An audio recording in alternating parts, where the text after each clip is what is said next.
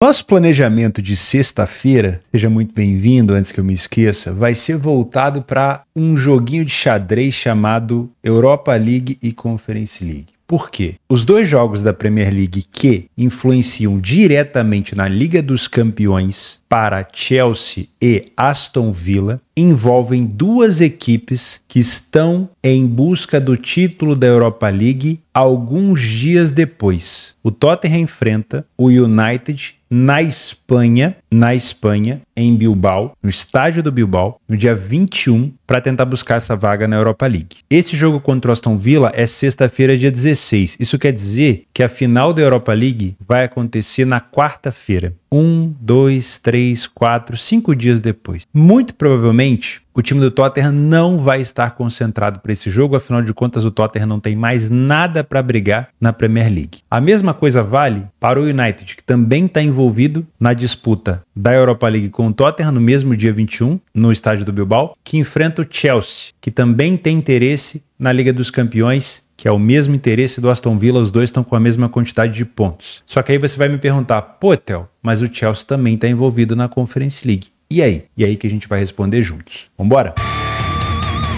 Vamos começar o nosso planejamento já respondendo aquela pergunta do início e te dando as boas-vindas para esse planejamento de sexta-feira, dia 16 de maio, né? Bom, na verdade, o Chelsea só vai enfrentar a equipe do Betis na final da Conference League no dia 28. Então, a final da Conference só vai ser na outra quarta-feira. Então, a final da Europa League é na quarta, dia 21. A final, quer ver? Vamos ver todas as finais aqui para não falar besteira. Ó. Final da Europa League. Final da Europa League acontece no dia 21 de maio, às 16 horas, como vocês estão vendo aqui. Final da Conference League, no dia 28/5, às 16 horas. Você vai perguntar por que a Europa League acontece antes se a Conference League é uma divisão inferior? Não sei te dizer. E final da Champions League vai ser no dia 31/5, esse já é um evento mais prime, no sábado, logo depois da Conference. Então é o seguinte, nessa rodada que a gente vai falar da Premier League, desses dois times que estão antecipando os seus jogos, que é o caso do Tottenham e do United, para poder ficar mais tranquilo para a final, os interessados na Champions enfrentam equipes sem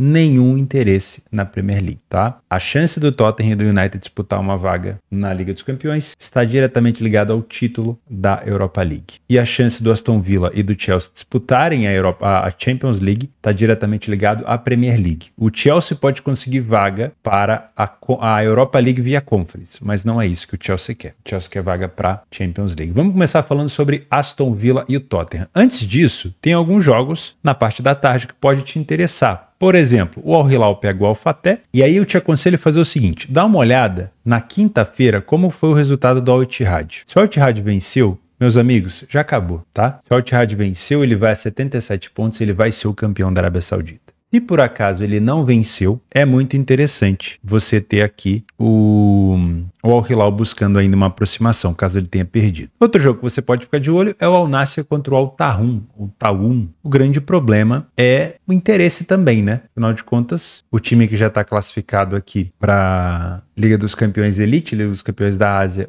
o Al Ahly deu uma caída, o Al Nassr, pelo visto, não vai conseguir vaga na Liga dos Campeões do próximo ano. Eu não sei como é que vai estar realmente assim esse interesse, principalmente Cristiano Ronaldo jogar. No último jogo ele não jogou, mas se jogar é sempre interessante ficar de olho. O último jogo do Al Nassr foi 9, né? Foi 9-0 para cima do Al Khalud, ok? Então esses são os jogos complementares que você pode ficar de olho aqui na parte da tarde. Vamos falar sobre Aston Villa e Tottenham. Primeiro, dá uma olhada como vem o Tottenham fora de casa, e aí, óbvio, eu não vou aqui criticar, porque o Tottenham está envolvido agora numa competição mais importante, já que na Premier League ele não vai ter mais nenhum benefício. Os últimos jogos do Tottenham foram de derrotas e empate, e o Aston Villa vem de 4 vitórias consecutivas, né? O Aston Villa saiu menos na frente do placar do Tottenham, mas marcou mais gols e sofreu menos. O time do Aston Villa tem um aproveitamento de finalizações bem parecido com o do Tottenham. O primeiro tempo do Aston Villa é praticamente idêntico. Mesmo número de vitórias, menos derrotas, menos gols marcados, menos gols sofridos. Se fosse um Tottenham disputando alguma coisa, eu teria bastante medo aqui. Bastante medo. Porque o Aston Villa não faz um bom primeiro tempo perante o Tottenham e também não faz um bom segundo tempo perante o Tottenham. O que me causa não estranheza nessa odd do Aston Villa é o fato do Tottenham não estar interessado. E aí, vou dar uma pesquisada aqui, ó. Aston Villa, Tottenham, pra gente dar uma olhada na prévia. Deixa eu ver se a gente tem alguma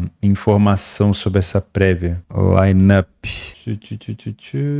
Vamos ver se a gente tem alguma prévia, cara. Eu acho que nós tá muito cedo, né? Tá muito cedo. E eu não tenho certeza, é porque eu tô gravando esse vídeo na quarta-feira. Eu não tenho certeza se o Tottenham vai levar o time reserva. Tá para acontecer do Tottenham levar esse time titular, hein? Para dar uma última treinada antes do jogo. Mas o que a gente tem que dosar é qual que é a intensidade que o Tottenham vai colocar nesse jogo. Porque jogar no Villa Park é muito difícil. Jogar contra o Aston Villa no Villa Park é extremamente difícil. É isso que pesa. Apostar nessa odd de 1,36 já não é um caminho tão fácil. Mas eu preciso saber se o Tottenham vai levar o time titular ou não. E aí vai ficar um para casa. Saber a escalação do Tottenham, né? O último jogo do Tottenham fora de casa, onde ele empatou com o West Ham, deixa eu ver se ele ameaçou colocar um time reserva por aqui. Ó, mais ou menos, né? Mais ou menos. Não era o time totalmente titular, mais ou menos. O Brennan Johnson ficou de fora, o Bentancur ficou de fora, o Romero ficou de fora, o Pedro Porro ficou de fora, o Heung-min-Son ainda tá lesionado, não sei se volta pra final, o Dominic Solanke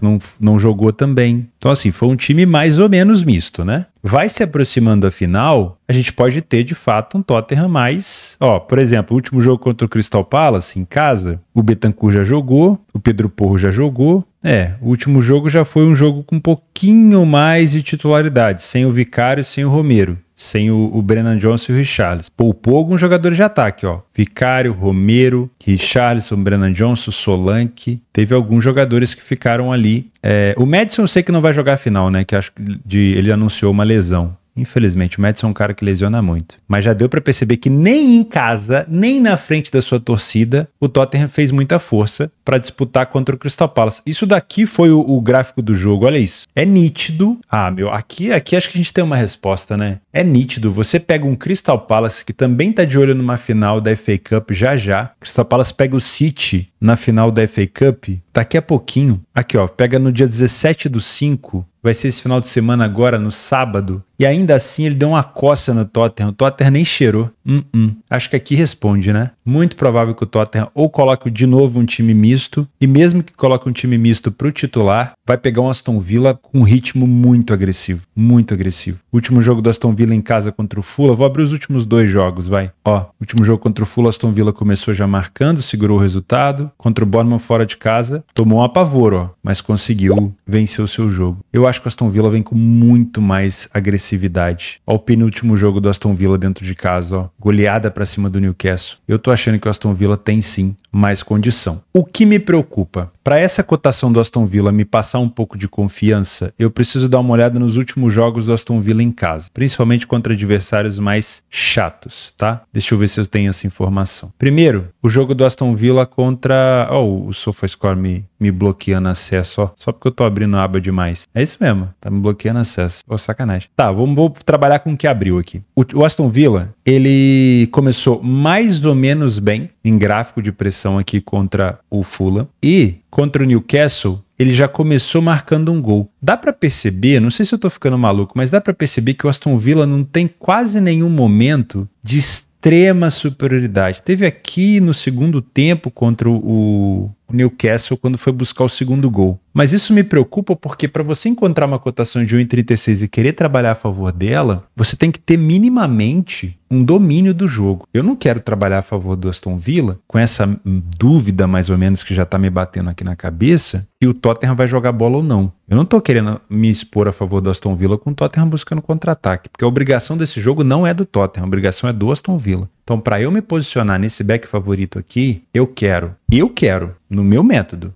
O Theo tá exigente. No meu método. Eu quero domínio, posse e não quero contra-ataque do Tottenham. Eu quero que siga na cartilha. Se for para passar perto, meus amigos, eu vou fazer a terceira divisão da Alemanha, eu vou trabalhar Meteose na Bundes 2, eu vou arrumar uma sarna para se coçar, eu consigo. Esse final de semana aí vai ter de sobra. Não tô afim de passar aperto num jogo de Premier League com uma liquidez alta. Não tô mesmo. Então é ou isso ou nada, tá? É o que eu pretendo. Theo, existe uma grande chance do Aston Villa vencer esse jogo. Vale a pena tentar buscar uma vitória do Aston Villa mais elevada, já que é muito provável que o Aston Villa vença? Eu acredito que sim. Entre buscar uma odd do Aston Villa ao 1,36 contra um Tottenham que tem duas posições, ou colocar um time misto e cagar pro jogo, ou colocar o time titular e complicar a vida do Aston Villa, por quê? Não sei, mas poderia acontecer. Eu escolheria uma cotação um pouquinho mais elevada. Eu, sinceramente, escolheria, tá? Então, para botar o meu dinheiro para correr aqui, para deixar correr até o final, me dá uma odd mais elevada que eu até compro. O Aston Villa, quando joga com cotações de 1,36, ele só venceu 69% dos jogos. A expectativa de vitória é de 73%. Então, ele está abaixo da expectativa de odd de valor. Então, eu não gosto. Me dá uma odd do Aston Villa 2 e a gente conversa. Porque o Aston Villa é aquele tipo de time que já venceu o City em casa, venceu o Liverpool em casa, se eu não me engano, venceu o Chelsea, venceu muita gente dentro de casa no Villa Park. É muito bom um time em casa de verdade. Ó, a classificação do Aston Villa em casa não mente, ó. O Aston Villa tem 10 vitórias em casa. Porém, eu tenho medo dessa pegadinha do Tottenham, tá? Então, me dá uma odd mais elevada que eu aceito. Agora, me dá um domínio no trade dentro do primeiro tempo, com uma condição de jogo muito agressiva, posse, domínio e sem tomar contra-ataque, aí eu trabalho também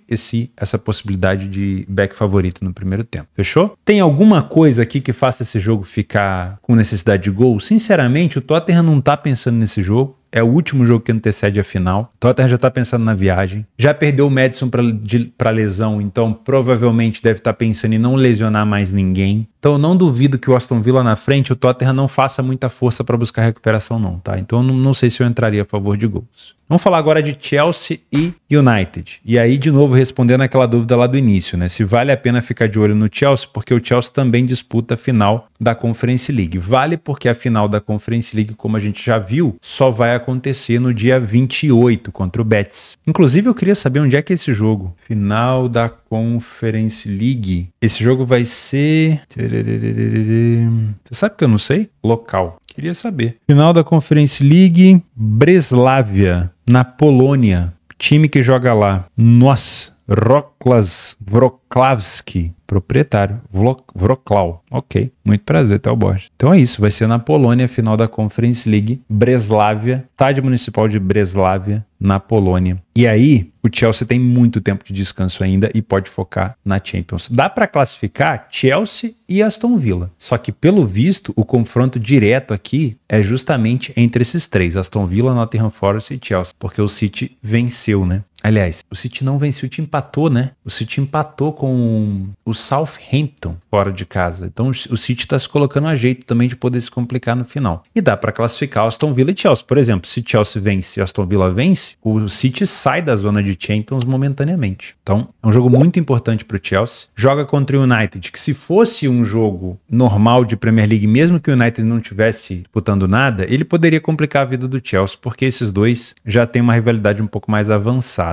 Mas a questão aqui é que o United também já não faz questão nenhuma, né? Em casa perdeu no último jogo para o West Ham, perdeu o penúltimo jogo para o Brentford, empatou o antepenúltimo com o Bournemouth e perdeu o anterior contra o Wolverhampton. Então as vitórias do United que você está vendo aqui foram todas em Europa League, ó. Venceu o Lyon, venceu o Bilbao fora, venceu o Bilbao em casa. O United não vence na Premier League tem um tempinho. Então eu não duvido que o Chelsea tenha mais condição aqui de vencer esse jogo. Problema, o Chelsea perdeu o último jogo para o Newcastle, né? Mas quando enfrentou o Liverpool também desmotivado aqui, né, com o título na mão, venceu por 3-1. Então a necessidade é muito grande do Chelsea. De novo aqui, se eu tiver um domínio, um massacre, um jogo de um time só, eu confiaria nesse back favorito ao Chelsea. Mesmo sabendo que o United pode ser traiçoeiro. O para casa que a gente fica nesse jogo do Chelsea e no jogo do Aston Villa é: olha a escalação antes do jogo para você conferir se é um time titular ou não. Como que eu faço isso, Theo? Abre o PDF de apoio, rola para baixo aqui, por exemplo, no jogo do Tottenham, e veja quem são os jogadores que têm mais minutos jogados para você saber se é um jogador titular ou não, né? Tem essa ferramenta para você, por que você não utiliza? Aqui o Chelsea, ó. Vai lá na página do United, aqui, ó, e você olha